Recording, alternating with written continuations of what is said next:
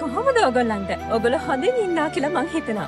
අද මේ වීඩියෝ එකෙන් මං ඔයගොල්ලන්ට කියන්න යන්නේ ඇමරිකාවේ ලොස් ඇන්ජලිස් වල ශ්‍රී ලාංකික අපිට සුවිශේෂීම ස්ථානයක් ගැන.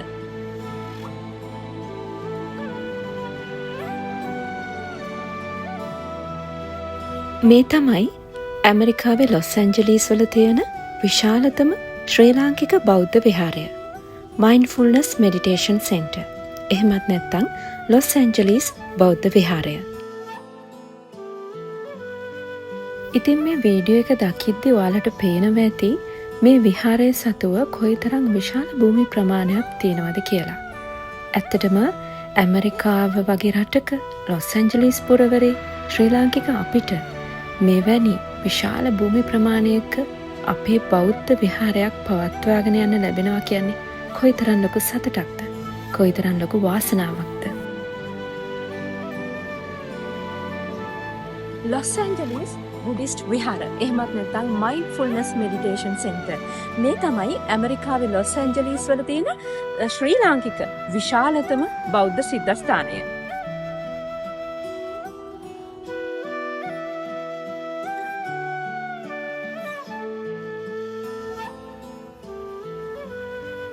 ඔයගොල්ලන්ට පේනවා ඇති ඇත්තටම මේ විහාරස්ථානය කොයිතරම් විශාලද කියලා.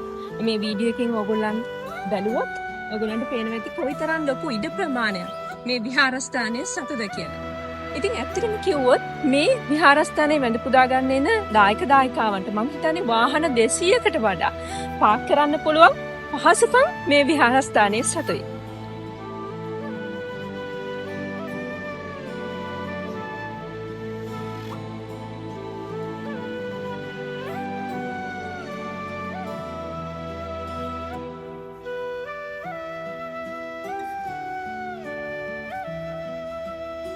ඇත්තටම ඔයගොල්ලන්ට හිතනවා ඇති කොහොමද ඇමරිකාවේ ලොස් ඇන්ජලිස් වල ශ්‍රී ලාංකික අපිට මේ වගේ විහාරස්ථානයක් අයිති වෙන්නේ කියලා.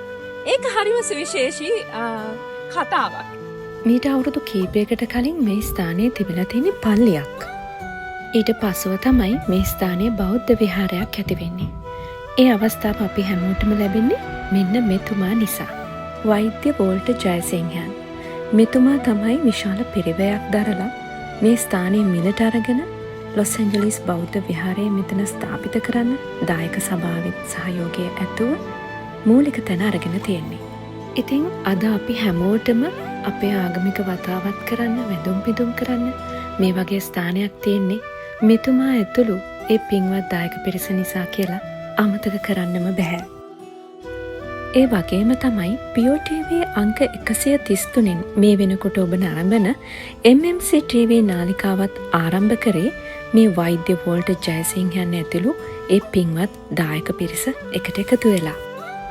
ලෝපුරා ජීවත්වන සැදැහැවත් බෞද්ධ ඔබට සද්ධර්මය අසන්නට MMC TV නාලිකාවෙන් සිදු කරන මේ මෙහෙවර ඉතාමත්ම උතුම්.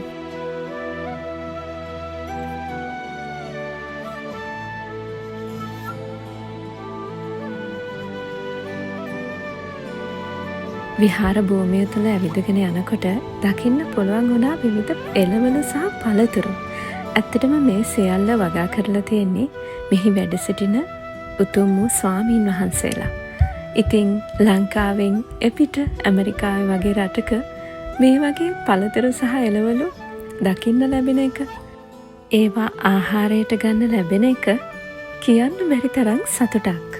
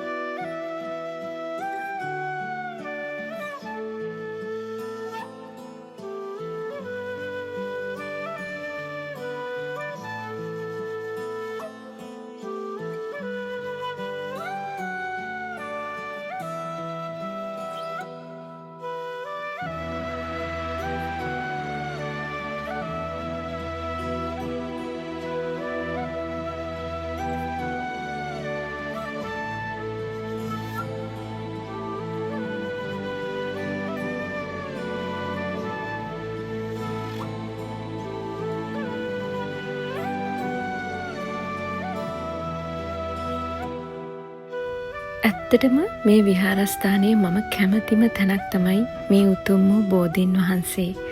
ඉතින් මෙතෙන්ට આવම හිතට දැනෙන සතුට සැනසීම මේ තරම් කියලා කියන්න බෑ.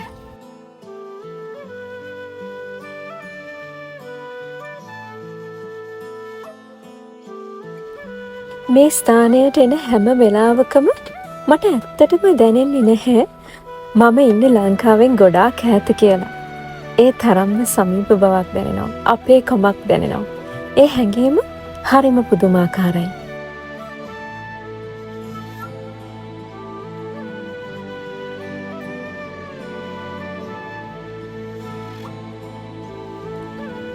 මං කලින් කිව්වා වගේ මේ ස්ථානයේ මුලින්ම තිබිලා තියෙන චර්ච් එකක්නේ.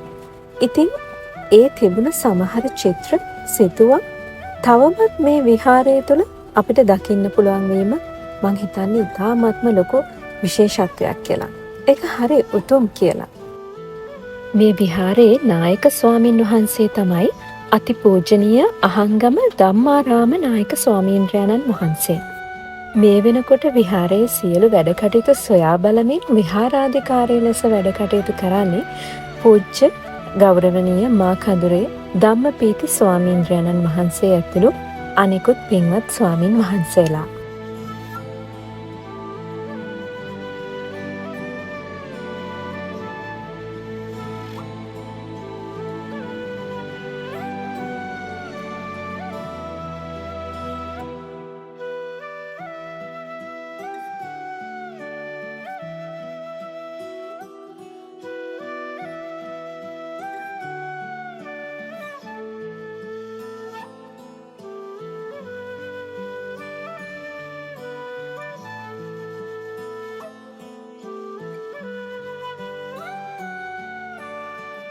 මේ ඔබ දකින සිතුවම් කිසිදාක ඉවත් නොකරන්න ගෞරවනීය ස්වාමීන් වහන්සේලා ප්‍රමුඛ දායක සභාව ගත්ත ඒ තීරණය ඉතාමත්ම අගය කළ යුතුයි කියලයි මට නම් හිතෙන්නේ.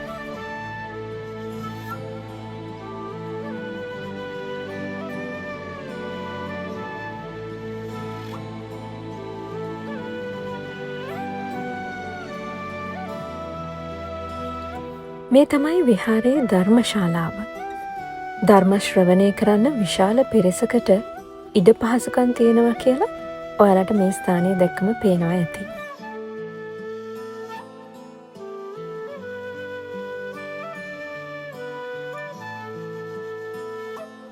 ඉතින් මේ පුදබිම ශ්‍රී ලාංකික අපිට දායාද කිරීම වෙනුවෙන් තමයි වෛද්‍ය වෝල්ට ජයසිංහයන් සහ එතුමාගේ ආදරණීය බිරිඳ අයිෂා ජයසිංහ මැතිණිය වෙනුවෙන් මේ ධර්මශාලාව නම් කරලා තියෙන්නේ.